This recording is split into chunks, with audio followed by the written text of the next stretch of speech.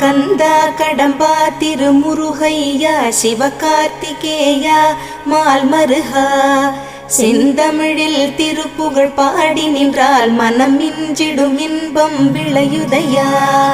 சிரகிரி வேலவனை காண்கையிலே விழி ஓரம் கண்ணீர் பெருகிடுமே.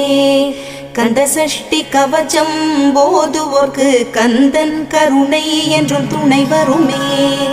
பங்குனி உத்திர நாளினிலே உனை நினைந்தே காவடி சுமந்து வந்தோம்.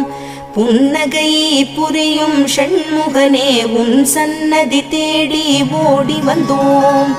உன் பதம் பணிவது என் தவமே, என் மனதில் நிறைந்திடும் உன் முகமே. ஷண்முக பிரிய குஹ குரு சரவணனே வந்தே இன்னருளை தர வேண்டும்.